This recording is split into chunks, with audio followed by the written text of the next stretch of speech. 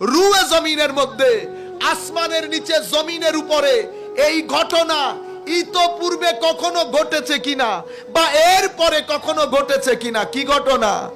একজন থুতু ফেলে, আরেকজন সেই থুতু নিয়ে মুখে বুকে লাগায়।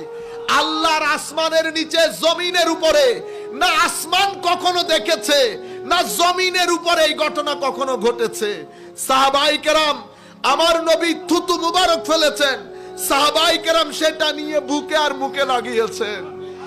এর চেয়ে বড় মোহাব্বত, এর চেয়ে বড় ইশক রুয়ে জমিনের মধ্যে এই ঘটনা ইতোপূর্বে কখনো ঘটে নাই।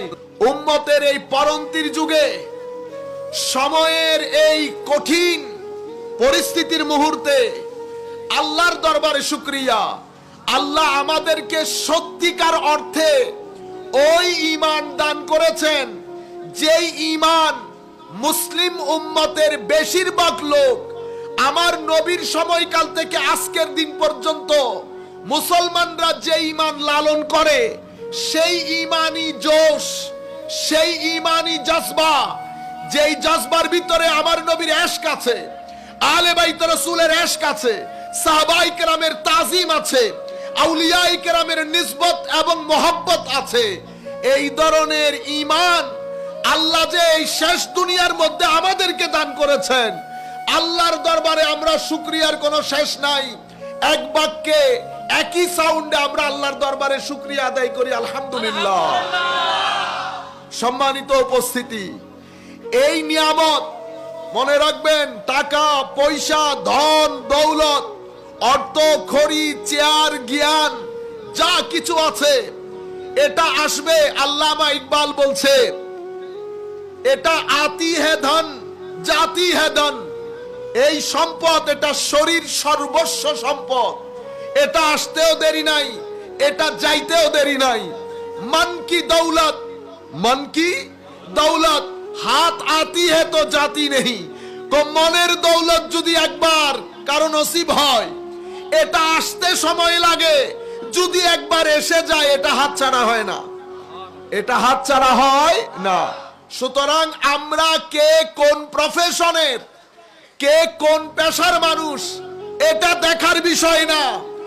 যেই ব্যক্তি আমার নবীর ইশক ভিতরে ধারণ করে, আমার আল্লাহ কোরআনে পাকের মধ্যে বলছে, ইন্না আকরামাকুম ইনদাল্লাহি আতকাকুম, সবচেয়ে সম্মানিত আল্লাহর দরবারে সেই ব্যক্তি, যেই ব্যক্তি তার ভিতরে আল্লাহ এবং রাসূলকে থাকতে দিয়েছে।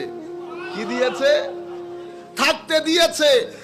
আপনার মনের ভিতরে হয় দুনিয়া থাকবে, নয় লোভ থাকবে, লালসা থাকবে, ধন দৌলত, লোভ, লালসা, হিংসা, বিদ্বেষ, হয় এটাকে রাখবেন, নতুবা আল্লাহ আল্লাহ রসুলের জন্য জায়গা করে দেবেন। যেই ব্যক্তি আল্লাহ আল্লাহ রসুলের জন্য ঘর জায়গা করে দেয় নিজের মনের ভিতরে, সেই ব্যক্তির শান ও মান আল্লাহ এত উঁচু করেন, এত উঁচু করেন। আল্লামা হাশিমি সাহেব হুজুর কেবলা, যার কথা উনি এতক্ষণ বলছিলেন, আমাদের ঘরে আসা যাওয়া ছিল, আমরা ছোট থেকে ওনাদের নাম শুনে শুনে বড় হয়েছি। আলেমে রব্বানি বলতে যেটা বুঝায়, আজকে ইন্তেকাল করেছে, কয় বছর হয়েছে? মিনিমাম 15 বছর তো চলতেছে, 18 বছর। 18 বছর পরেও জৌলুসপূর্ণ মাহফিলের মধ্যে আমরা হুজুরকে স্মরণ করছি। এটা কি বলে? সম্মান। কি বলে? পৃথিবী, আমরা চলে যাব, জেনারেশন টু জেনারেশন পৃথিবী ছেড়ে মানুষ চলে যাবে। পৃথিবীর মধ্যে অনেক পরিবর্তন আসবে, অঘাত ঘাট হবে, অরাস্তা রাস্তা হবে। পৃথিবীর এই তাবৎ পরিবর্তনের মধ্যে একটা জিনিস অপরিবর্তনীয় থাকে, সেটা কি? সেটা আল্লাহর ওলিদের সম্মান, মুমিনে হকের সম্মান। এটা দিন দিন বাড়তে থাকে, দিন দিন বাড়তে থাকে। সম্মানিত উপস্থিতি, কেন আমি বললাম আমরা ভাগ্যবান? ঈমান, লা ইলাহা ইল্লাল্লাহ মুহাম্মাদুর রাসূলুল্লাহ, এটা ঈমানের বীজ। এটা কি? ঈমানের বীজ। ঈমান বলে কাকে? তো ঈমান হচ্ছে আপনার ভিতরের বিশ্বাস, মুখের ডিক্লারেশন, অ্যানাউন্সমেন্ট। মুখে যখন ঘোষণা করবেন, অন্তরে বিশ্বাস স্থাপন করবেন, তাইলে আপনি ঈমানের বীজ বপন করেছেন। মনে রাখবেন, আমাদের দেশে কিছু ফল এমন আছে যেটা আমাদের দেশের আবহাওয়া এবং মাটি স্যুট করে না, আপনি লাগালে ফলগুলা হয় না। আমি যখন আপনাকে জিজ্ঞেস করলাম হুজুর, আপনি বলতেছেন হুজুর এটা আঙ্গুর আমার বাগানের, আমি খাওয়ার পরে মুখ কি করলাম, এমনি এমনি করলাম, বুঝছেন, আঙ্গুর, কিন্তু আমি মুখে নিতে পারতেছি না। আপনাকে যখন জিজ্ঞেস করলাম, আপনি বলতেছেন হুজুর বাংলাদেশের মাটি তো আঙ্গুরের জন্য স্যুট করে না, আর আবহাওয়াও আমাদের আবহাওয়া আঙ্গুরের জন্য স্যুট করে না। কিন্তু আপনি পাকিস্তানি আঙ্গুর, মিশরের আঙ্গুর আপনি যদি খান, দুইটা খাইলে আপনার ডায়াবেটিস 18 হয়ে যাবে। তাইলে বেশ কমে গেছে না? একটা খাওয়ার পরে মুখের ফেশিয়াল যে আপনার ইমপ্রেশন কিরকম হলো, বুঝতে পেরেছেন? এখন এই যে ইমানের বীজ বপন করেছেন, আঙ্গুর যেমন আমাদের দেশের মাটি স্যুট না করার কারণে টক হয়ে গেছে, মুখে নেওয়া যাচ্ছে না, সেভাবে সব ইমান মুখে নেওয়া যায় না। তো ইমানের জন্য মাটি দরকার।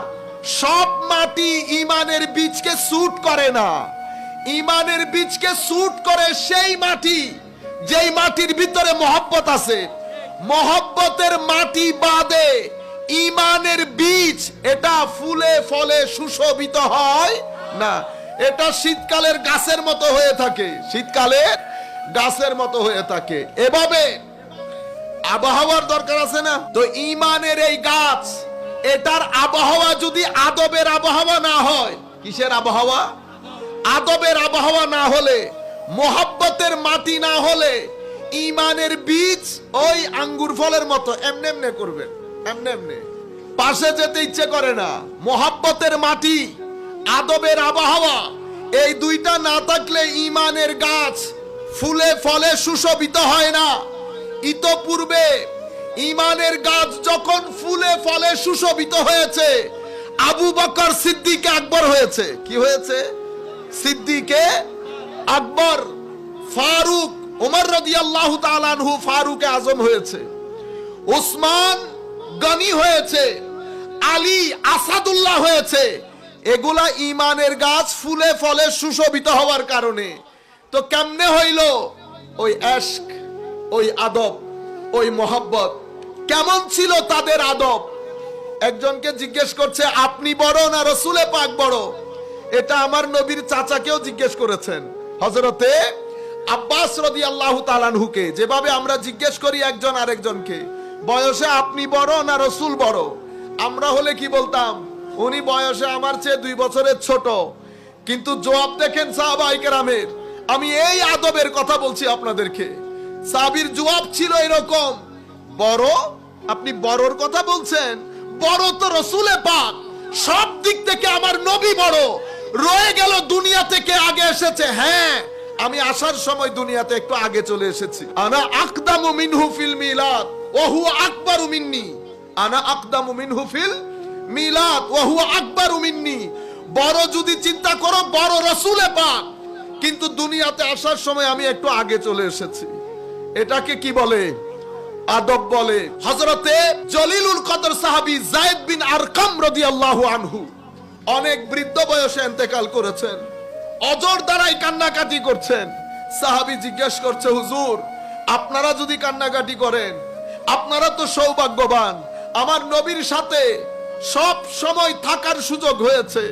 যায়েদ বলতেছে, ছিলাম ঠিক, কিন্তু আমার নবীর মজলিসে যখন আমরা বসতাম, আমরা আদবের জন্য আমার নবীর চেহারার দিকে তাকাইতাম না, নিচের দিকে তাকিয়ে থাকতাম, নিচের দিকে তাকিয়ে থাকতাম।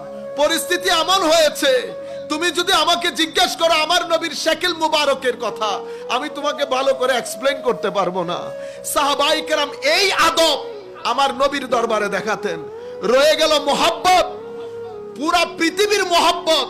মানুষ, ছেলে মাকে মহব্বত করে, মা তার সন্তানকে মহব্বত করে, কর্মী তার নেতাকে মহব্বত করে, সম্মান করে, নেতা তার কর্মীকে। পৃথিবীর মহব্বতের ছড়াছড়ি, কুল কায়নাতের মহব্বত এক পাল্লায় রাখেন, আর আমার নবীর প্রতি সাহাবায়ে কেরামের মহব্বত আরেক পাল্লায় রাখেন। কেউ কাউকে বলতে হবে না আমি আপনার কোর্টে ছেড়ে দিলাম। আপনি নিজে বিচার করেন, রুয়ে জমিনের মধ্যে আসমানের নিচে জমিনের উপরে এই ঘটনা ইতোপূর্বে কখনো ঘটেছে কিনা বা এর পরে কখনো ঘটেছে কিনা? কি ঘটনা? একজন থুতু ফেলে, আরেকজন সেই থুতু নিয়ে মুখে বুকে লাগায়। আল্লাহর আসমানের নিচে জমিনের উপরে না আসমান কখনো দেখেছে, না জমিনের উপরে এই ঘটনা কখনো ঘটেছে। সাহাবায়ে কেরাম, আমার নবী থুতু মুবারক ফেলেছেন, সাহাবায়ে কেরাম সেটা নিয়ে বুকে আর মুখে লাগিয়েছেন। এর চেয়ে বড় মোহাব্বত, এর চেয়ে বড় ইশক রুয়ে জমিনের মধ্যে এই ঘটনা ইতোপূর্বে কখনো ঘটে নাই। যিনি বর্ণনা দিচ্ছেন উনি বলতেছেন, হুকুমতের কাজে আমি কখনো কিসরা, কখনো কাইসার, তখনকার যুগের যারা সুপার পাওয়ার ছিল, আমি বিভিন্ন রাজপ্রাসাদে গিয়েছি, কিন্তু কখনো তাদের মানুষকে, তাদের রাজা বা নেতাকে এভাবে সম্মান করতে দেখি নাই যেভাবে আমি মুহাম্মদুর রাসূলুল্লাহ সাল্লাল্লাহু আলাইহি ওয়াসাল্লামকে তার সাহাবী সম্মান করতে দেখেছি। এটা পৃথিবীতে এই তো পূর্বে আমি দেখি নাই। ওয়াল্লাহি মা রাআইতু আহাদান ইউআযজিমুহু আসহাবুহু মা ইউআযজিমু আসহাবু মুহাম্মাদিন মুহাম্মাদা সাল্লাল্লাহু আলাইহি ওয়াসাল্লাম। আমি তো পূর্বে এই ঘটনা দেখি নাই। ঘাম, কারো ঘাম কি কেউ নিয়ে আতর হিসেবে ব্যবহার করে? চুল মুবারক বলেন, দাড়ি মুবারক বলেন, আমার নবীর নখ মুবারক বলেন, সাহাবায়ে কেরামের তাজিম দেখেন আমার নবীর চুল মুবারকের উপর। বুখারী শরীফের রিওয়ায়াত, হযরতে আবু উবাইদা রাদিয়াল্লাহু তাআলা আনহু বলছেন, আমার কাছে যদি আমার নবীর একটা চুল মুবারক থাকতো, এটা দুনিয়ার যত সম্পদ, সব সম্পদের চেয়ে আমার কাছে আমার নবীর ওই চুল মুবারক সবচেয়ে উত্তম সম্পদ হতো। এখন বলেন তো দেখি, আমরা এখানে তো কোনো ঘটনা বলতেছি না, ওই ইশক, ওই আদব, ওই মোহাব্বত বাংলাদেশের জমিনে কারা আমার নবীর প্রতি প্রদর্শন করে? কারা? আমরা। এটা আপনি কোথাও পাবেন না। কোথাও এই সমস্ত বুখারী মুসলিম শরীফের হাদিস কেউ তাদের লোকজনকে পড়ে শোনায় না।